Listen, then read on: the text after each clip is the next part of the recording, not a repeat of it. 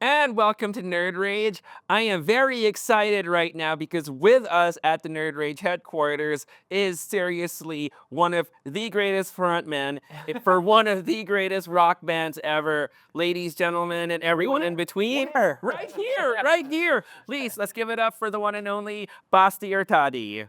Hello, everybody. It's good to be here. Thanks for having me. Because this is Nerd Rage and we want you to nerd out as much as possible. Okay. So, what are you geeking out on right now? Right now would be records, unfortunately. During the pandemic, I started getting into records and then it turned into an obsession. And now I think it's a full blown addiction. And I don't even try. Don't even get into it, guys. I'm telling you right now. It's just a downhill slide. But yes. So my main thing right now is not just collecting, but I'm trying to get uh the best audio versions of albums that I love. How's that process been for you? Because I mean, for me, for example, I know what it's like to have different sounding versions of different albums and not knowing what the essential one is. How do you line that up for you for someone who's a big fan of the music? What do you mean? How do you find the essential How do you album? find these? Yeah, how do you find So the essential version? every album, well, one is YouTube, right? You look at YouTube, there's a lot of information on YouTube. And then next thing you do is when you, let's say you see something on YouTube that somebody says, this is the essential version. Of course, you got to know the person saying it, right? It can't just be any Joe. It has to be somebody that you trust and follow, that you believe what they say. So when they say that, then the next step is you start doing some research on Google to see if it's really true or if that person's full of. And then usually you can get a general idea right away if it is something worth seeking out. And then the next thing you do is you look for reviews and stuff like that. And then then finally it's about going about trying to find it. And see, every record, there's a thing called the dead wax. So for all of you guys that don't know, the dead wax is the part between the grooves, which contain the music, and the label. And it's usually a flat area where there's nothing imprinted on musically. That's why it's called dead wax. But on that, you will find a stamp, a mark, a code usually, which will indicate pressing plant, the guy who cut the album, so on and so forth. And that will give you an idea if it's a good record, sounding record or not. So, for example, there's one record that I was able to find, and I got it relatively cheap, which I was very happy about. It's the Beatles' German pressing of Magical Mystery Tour. Now, if you guys have heard Magical Mystery Tour, it's a great album, right? But if you've heard this pressing, I think it's on the Horzu label. And what made me look for this was actually a YouTube channel called Parlo Parlophone, I believe he is. If you haven't checked it out, look for this guy. He's really great. It's a lot of Beatles stuff. Anyway, I saw it there, then I did everything that I said to do, and then finally, I found it on Facebook. Somebody was selling it for 2.5, and I was able to get it for 2. And the album usually goes for $100+. So I was very fortunate. But yeah, the strings are vibrant, the music is separate, all the instruments, you can really hear the separation. The bass, wow, the bass sounds boom. It's a great album. So yeah. So As you can tell, I'm nerding out already. no, this is exactly what we want. So that said, kind of bringing things back a little bit. Mhm. Do you remember what kind of things you were geeking out on growing up? Were you geeking out on records back then also? No, no, no, All not at all. cartoons, Yeah. comics? It was comics, cartoons, you name it. I grew up in the 80s. I mean, my so that was like the time of all these cartoons, that you actually followed. And there was also all these video shops that would give you, you would get like Masters of the Universe Volume 1, which had like 9 different episodes, and you just put it on and watch the whole thing. And so, yeah, it started with robots, Japanese robots, then into cartoons, Saturday morning cartoons, G.I. Joe, comics, you name it.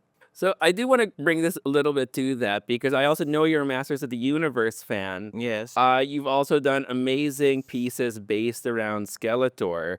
So is there something maybe you could share with us about your relationship with Masters of the Universe? I don't think it was anything special or no, it was, the usual thing. But I went to my friend JJ's house one time and he lived right across from me. And I remember going and I saw these things on the floor and he just, he had just gotten them from his parents, had just brought it for him or something like that. And they were there. And I remember seeing it was He-Man and Skeletor. And I was like, what the is that? They just looked so awesome. And the smell, I remember the smell of the original Masters of the Universe figures. They had this smell that was like galing. But yeah, I just couldn't get over how they looked. I thought they were like the coolest things on earth. And yeah, to some extent, I still do. And then I don't know how many years later the cartoons came out, and I was like, wow, that's awesome. And it was rotoscope too, which I thought was great because I was a fan of rotoscoping. Because when I was a kid, one of the cartoons that I did watch was Heavy Metal and also the original Lord of the Rings, which was great. And Fire and Ice, wow, that was another one that I thought was amazing. Ralph Bakshi, fell in love with the cartoon. Super Friends was another one. What was the one with the Legion of Doom? Challenge of the Super Friends. Fuck, loved it all. So, that said, and now kind of going into your art a little bit, Hmm. the thing about your lyrics, there has always been like a very strong fantasy element. There's narrative fiction in your lyrics. Yes. How was the process like for you growing up? Like, did all the different things you watch and were a fan of, did that inspire the kind of art that you would eventually make in the 90s? Yeah, yeah. I'm sure it was inspiration. I mean, growing up reading comics, reading fantasy art and fantasy magazines and like heavy metal and stuff like that. Yeah, I'm sure that it wasn't like a conscious thing. Mhm. It was just something that I felt was right. I mean, I didn't have a like a rule book or a map to follow doing this music thing. We didn't know what we were doing. We would just do what we thought sounded or felt right. And you know I just thought, what a cool way to get a message across or to tell a story than putting it together with music. And so I just did that. But yeah, so like one of the big projects you have coming out now is Wolfgang 30. Wolfgang 30, So yes. it's going to be a 30th anniversary edition of the album, The first the album, first correct. album, with all new performances. Yes. So what can you tell us about this new version of the album? So when we got together for this project, uh, the original idea was to basically do what Taylor Swift did and re-record the thing. And like, I don't know if you've heard Taylor's version, but Yeah, you can't tell the difference they're between, very well done. yeah, you can't even, so that was what we were trying to do. Mhm. But it became very clear uh, early on into it that one, we aren't the same musicians. I think honestly we're better musicians. We understand the music better. In other words, we when I was performing it or recording it in 1993, I was a kid that didn't know anything about recording. I didn't know about you know uh, emoting the way I performed the song. It was all just once that red light came on, I just sang what I thought would be right. So to some extent, there's kind of something missing. Now we're just better musicians. We know what we're doing. We've had 30 years of playing this music, so we know, you know. So we decided it would be impossible to be that same band and put out that exact same sounding record. So what we did was we took uh, whatever elements of that we liked and mixed it with us now, uh, and put that out. Something that we're happy with, and like something that I could say is a good blend of past and present. With better mixing, with better recording, better everything, if you ask me. Like, we actually got a chance to, you were really gracious enough earlier a while ago to let me preview this new version of the album, Wolfgang 30. Yeah. And one of the things I love most about it is that it does feel like the original album. Yes. And in many areas of it, a lot of those songs feel like a much more refined version of how it was originally recorded like Yes. 30 years ago. Yes. So, with that said, are there any like memories that come to your mind when you hear these songs now or like when you perform them?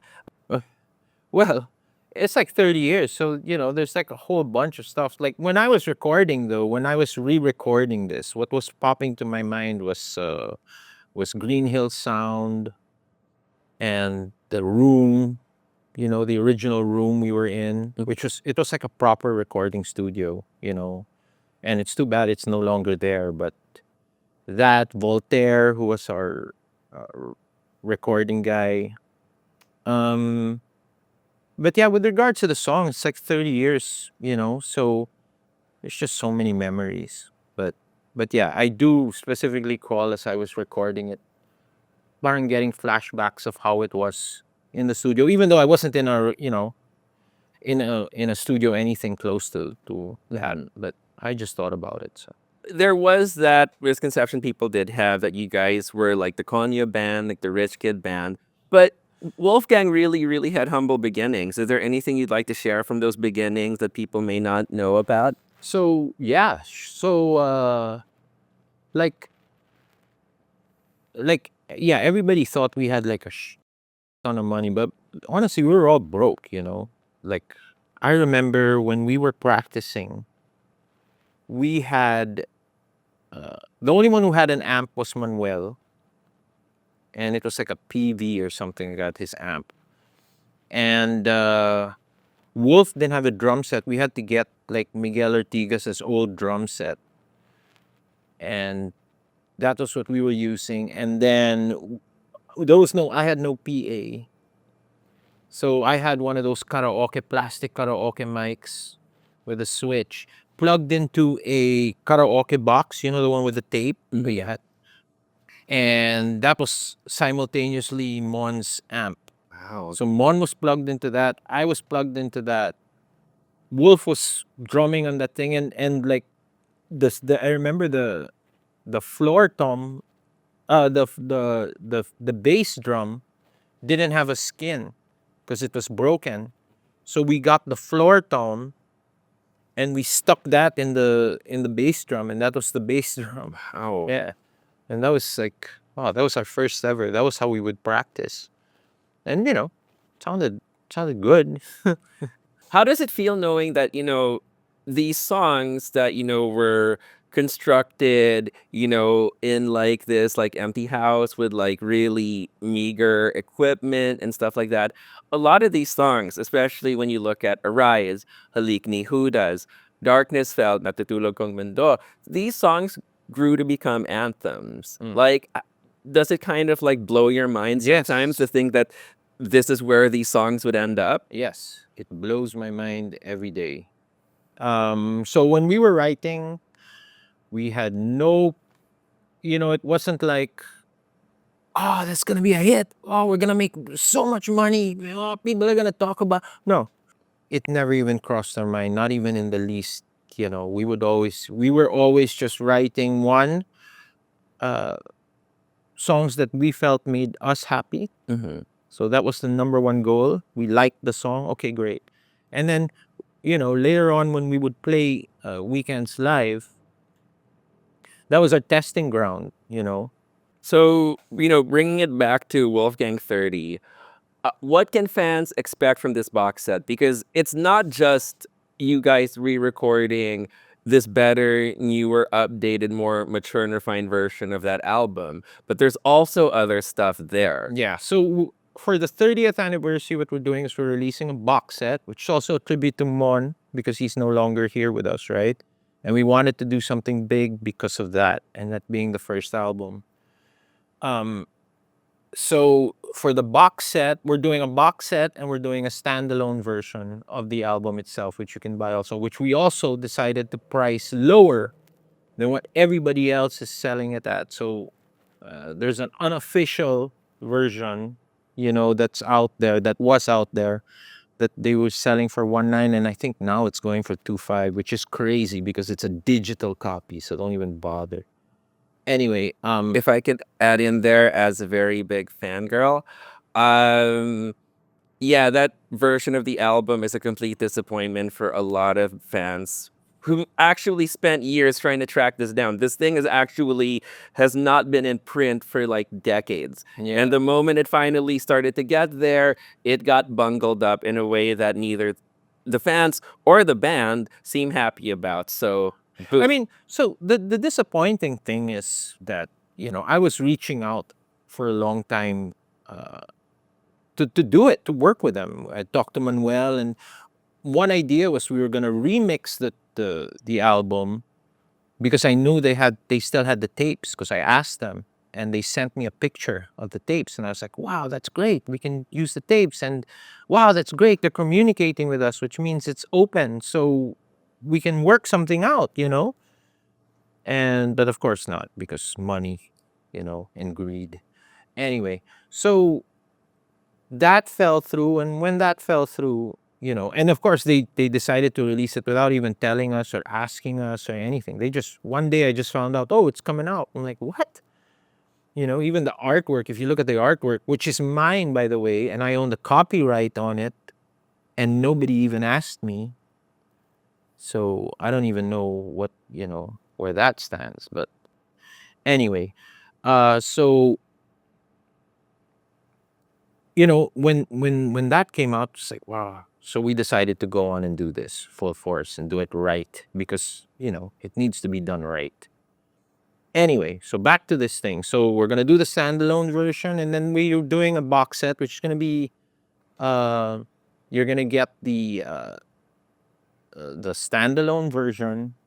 You're gonna get a live version of the album, which is taken from all over the time that we had. So um and it's gonna have all the songs from the album, not in the album order, just jumbled up. And then a special 10-inch version, or 10-inch record, which is actually cool. It's just me and Manuel playing songs from the album, guitar and vocals, and we're pricing it cheap also at I believe it's 8K that we were charging it at, because we were very conscious about our fans, and we were like, we don't want it to be like a money grab or something like that. We want it to be something that they'll enjoy and they'll like and all. So thank you so much for joining us today. course. This has been such an amazing interview. You've been so giving towards the Awesome. fans. Is there anything that you'd like to shamelessly plug? um keep supporting Nerd Rage, and stay nerdy, man. It's not nothing wrong with it. It's actually cool. All right. See you around the scene.